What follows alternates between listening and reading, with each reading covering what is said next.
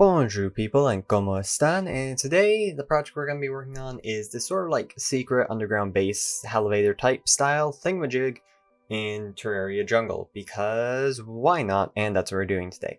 Yes, I realize there's no video last week, fight me, I do not care.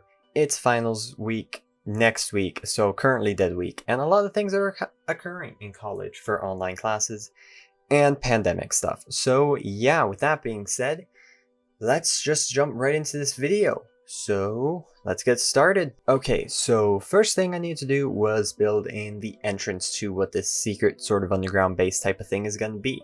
Now, part of this entrance design comes from what would have been last week's video if I'd taken the time to edit it, but I sort of didn't like the design and it sort of didn't, no, that's just all that happened, no. So, with that being said, I start off with this dome type feature and I use the drill pack to just make it a bit more smooth. And then for the stone around it, it is gray painted smooth sandstone, I believe. And I just did that around all the border of this just to make it look like a more mined out and more cleaned look. It also gives it a bit more of a contrast to the natural jungle look. Wow, I'm using the word look a lot.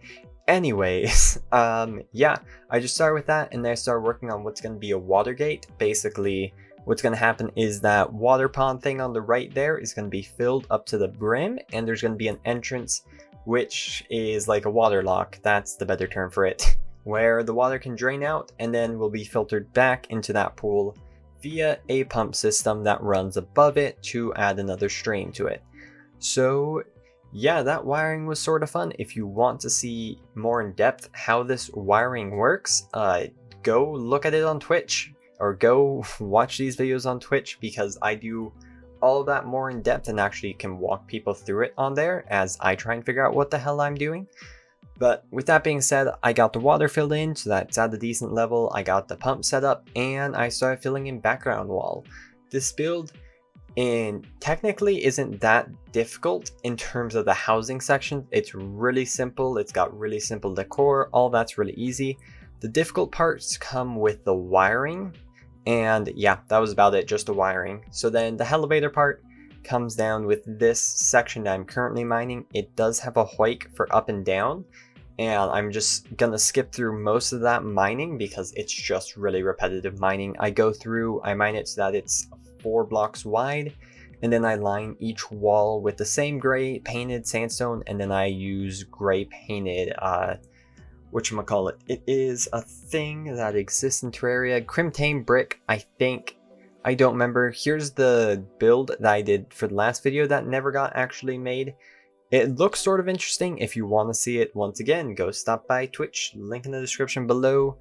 Those times are being switched up, and an announcement for that will actually be made on here for special circumstances it should be within by the end of this week. I'm gonna say Friday is when I'll get something out new, because lots of Terraria is coming starting next week. So yeah, with that being said, I just boarded off the left hand side because I had an opening on the right that I didn't realize was so big until I went into it, that I'm using as more NPC housing.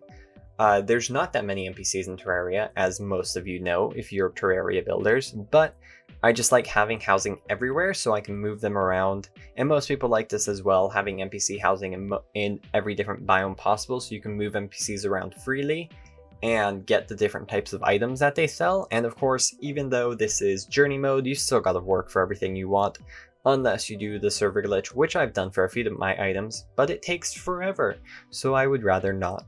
So with this, I start working on putting in the walls, getting in the frame for this, and then trying to figure out how I can actually use that upper section. The floor is all that, it's the stone slab, and the walls and roof are the iron brick. And then this top section I decided was going to be like an underground garden type of section where hopefully mobs won't spawn, but who knows. It's surrounded with more smooth sandstone that's painted gray just to like border it off. So in case this section becomes hollowed or anything like that, that inner part is actually safe, or at least I can turn it back to jungle without risking it turning back to hollow or whatever corrupts this area if it does, because this is still not a hard mode world, and I'm gonna keep it that way until otherwise stated. because it's easier just to build in this mode, in normal mode, whatever the hell you want to call it. It's easier here because there's less mobs to worry about. And even though there's not as many resources I can use, I've gotten them from the other world I was once working on.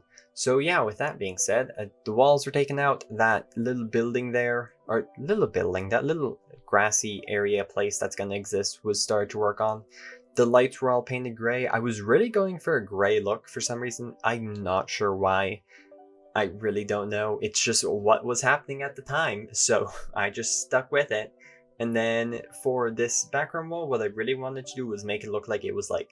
I first had the idea of a beating heart, but then that didn't happen. So the entire wall is lined with... It is gray painted copper plating background. And then the inside has one sort of stone, like one of the old crackly stones or whatever it's called, as you can see just like appeared there. And then I first used the magic rune wall, then some of the cog wall around it, just to make it animated. And then I did some sort of like, I just tried to make it seem like it was breaking into this area.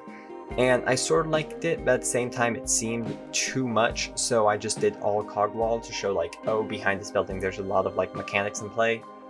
I think it turned out a lot better than I thought it was going to turn out, so I just left it how it was, and I sort of really like it. I think I'll use that in another build that will probably be like a lot bigger, just because you need a lot of space for that to work. And then with the stairway upwards to that topper place, I just made a simple spiral staircase, just because they're the best. And I started working on the inside of that little area. I used some of the Chinese lanterns at the top there, once I get back to that, and then had some fun.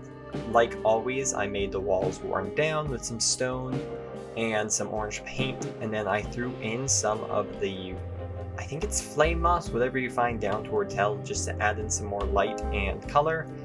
And orange and green. Orange is close enough to red that the color contrast works pretty well, and then the bottom was just accented with gray brick, just because they clash well enough. The water, I just sort of did that with. I don't have a sponge, I need to get one.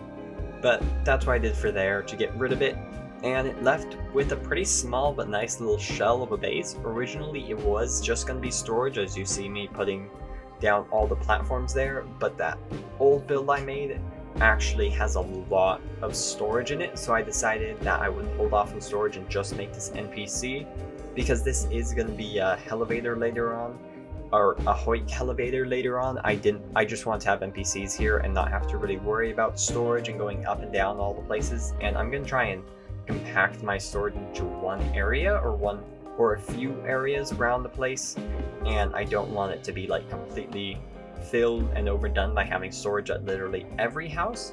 So yeah, I just broke it up into, I think it comes down to 3 different houses. You've got that main room, and then you've got these 2 smaller rooms that exist.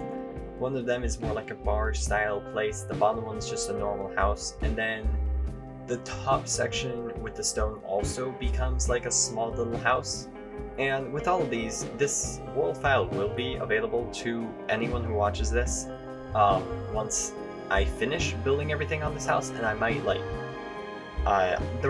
words are fun. I might release this earlier or release it as I get done with different parts. So like maybe once a month I release a new updated version of the world, so that people can go ahead, play around on it, look at all the designs and yada yada. But yeah, I just went around, I worked on it, I built on different things, and that was about it. I put in some banners for decoration. I really didn't know how to do decoration. I wanted to add color, but I was struggling with this. Yeah, that was about it. I just kept adding decoration, and then the Hoik is still not done. The Hoik I'm going to skip a lot over because it's easy, but it takes forever. Again, if you want to understand how this works, Twitch down in the description down below, because it's easier for me to explain it live, and I might make a video later on how these Hoiks work, but there's a lot of videos that already exist out there, so I recommend just going out and finding one of those. But they're pretty simple. It uses a lot of player sensors and some logic. It doesn't use any logic gates, just player sensors and some wiring. It's pretty simple, pretty easy to do. And there you can see all of them are already done. And then this is something I hadn't seen done before, which I was trying to do, which took me forever to get done. I did this off screen because I had no idea how to wire it. I was trying to get this cloud platform to form at the bottom, because if you're not in God mode, this bottom platform there, what happens is, if you don't hit cloud at the bottom, you sort of just explode. It just kills you because of fall damage. But besides that, the Hoik was done, and that was the end of building all of this. So now the end of the video, as my words still don't know what's happening, here I show you this little water gate. You can just like fill it with water, you wait there, water drains off over that upper right, and then you've got a nice little bedroom area here in your Hoik and Stefano. Don't ask me why I doubled back.